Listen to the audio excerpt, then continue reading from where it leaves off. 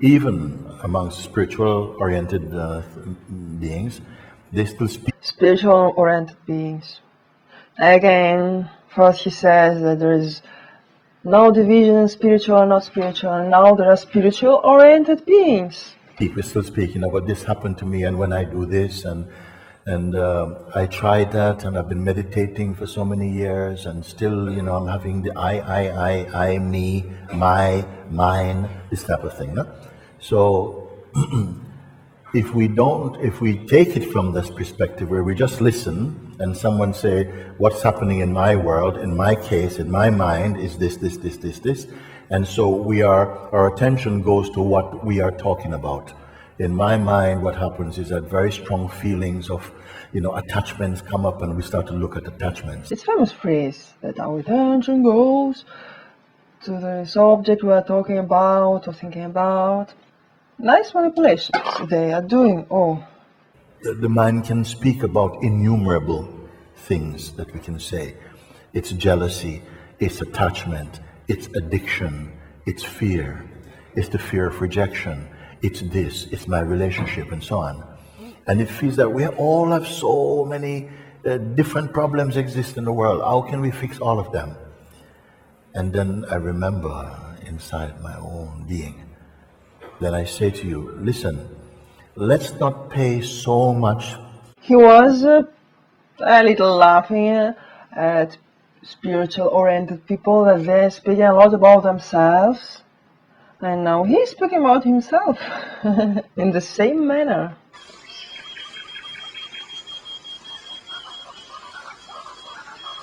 Attention to the thing that the mind wants to say, yes, because whenever, when I'm sitting in satsang here, it's fine. But when I go back to my home place where people know me, everything comes back and I go back into role and blah, blah. How can I help this and so on?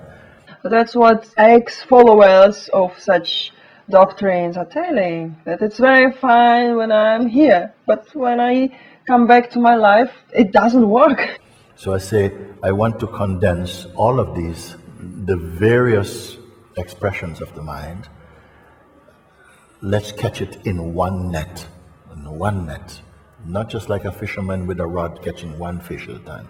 Let's catch all of it together, because however diverse or unique your problem might appear to you, it comes back down to an I. You with me?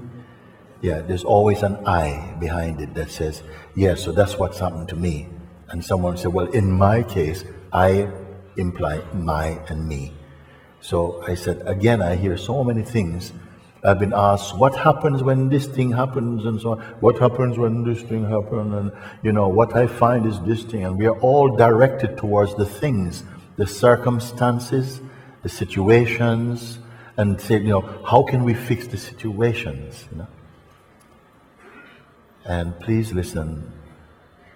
I'm not so good repeating sometimes. No? It's just coming up. I'm sometimes hearing myself for the first time saying some things also.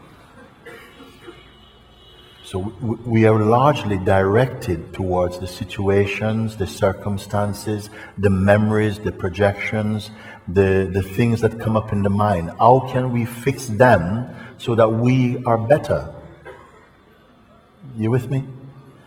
So I said, actually, there's no worse or better for them. Wait, what's going on? Spiritual beings, bad, good?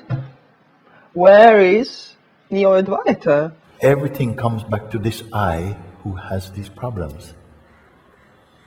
Then I see that, wait a minute, what is the I like that keeps having problems? And I see in every... It's their favorite manipulation. In any question, they find something that's about ego, about I, and say, here, look, who has the problem? I have this problem. Who is this I? Look, I is I. And look deeper. Who is it? Oh. Every case, it is personal. It is personal. And I came to see that always it's the personal sense of I that gets problems. There has never been a problem for an impersonal I. It is always seeming it's the I, me, the person, implying the person There's personal I and there's impersonal I. You know, I have problems with impersonal I.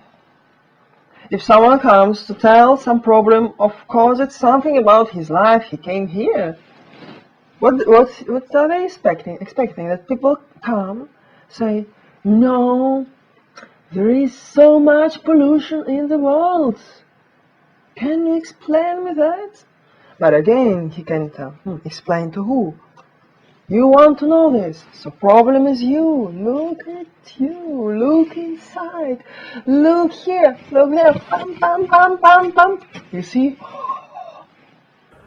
You know, I've got man problems, I've got woman problems, I've got teenage problems, I've got to do with the person and the body that the person sense identifies with.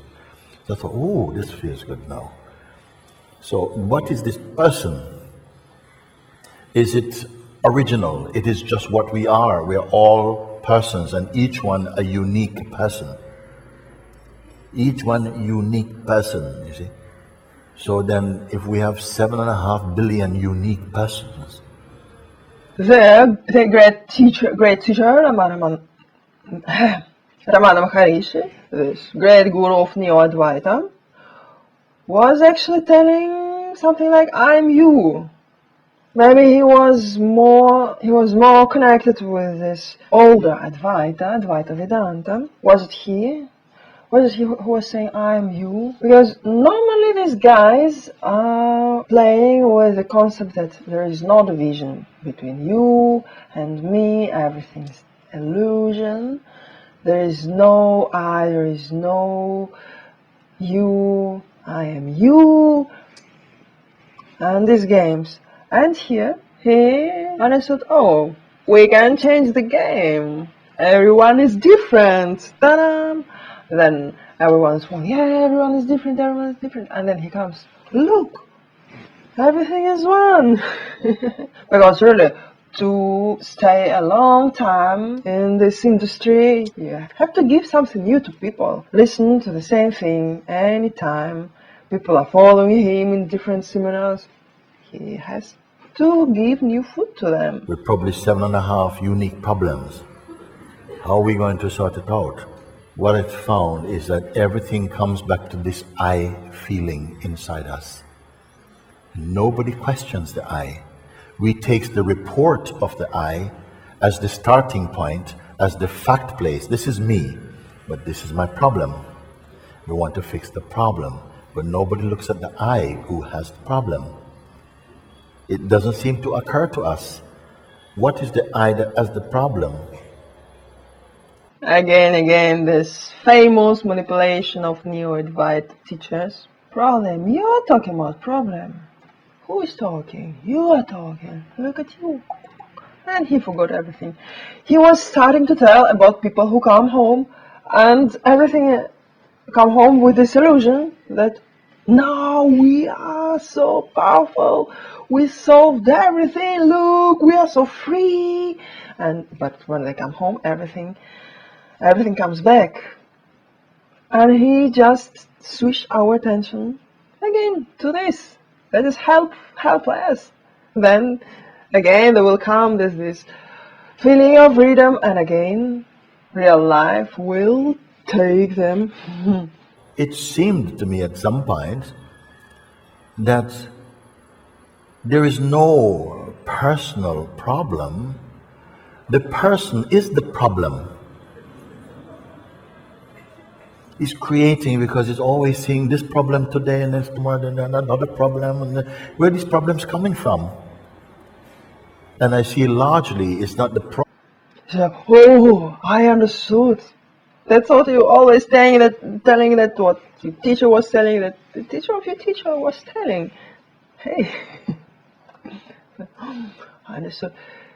To give something, like we're eating everyday curry. Oh, I understood. Today we can take something and make this food. We're eating curry every day, right? But it's me who is eating, and now we can take curry and eat it. problem doesn't really exist externally as we think. Yes, because this thing is there. But somebody said, but it's not a problem for me.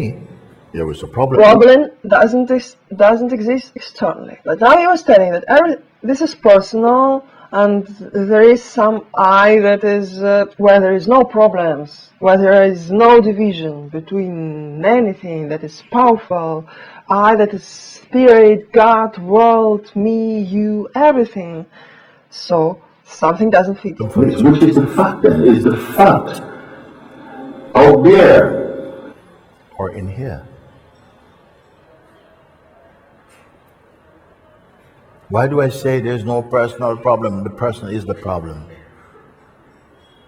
Nothing exists in life as a problem. Nothing exists with one single fixed meaning in itself. The meaning of a thing exists in the mind of the perceiver of it. Am I going too quickly? No. The meaning of anything.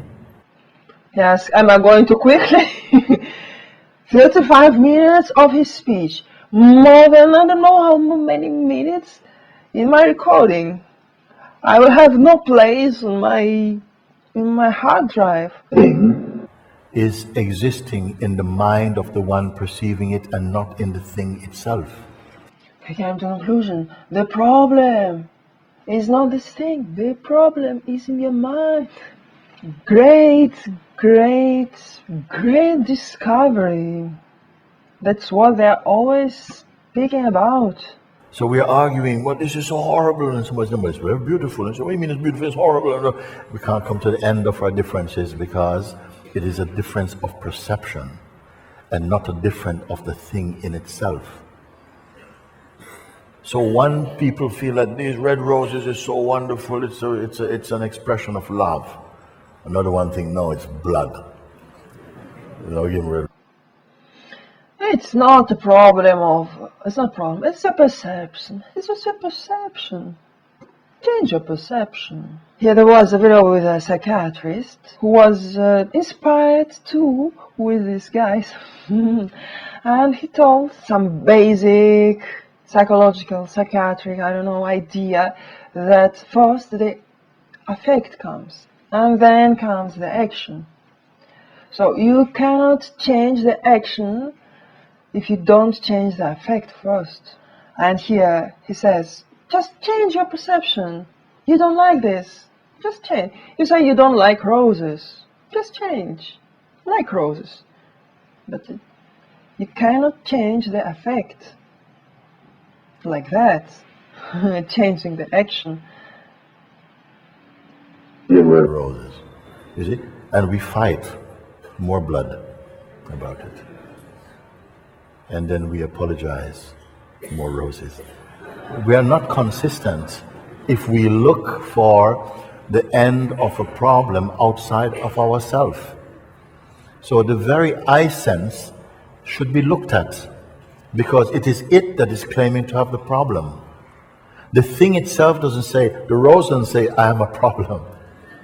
I'm just a problem. No, somebody is saying the rose is a problem. Can I continue like this? So, I forgot what was the question. The guy came to him telling that he has hardness here.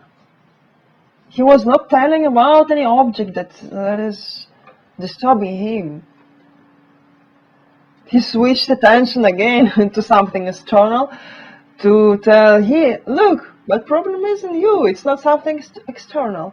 But that guy was not asking that. He was asking about his personal stuff. First he told that he feels it as well. Now he tells that it's not the problem. Person is the problem, blah blah blah. What's happening?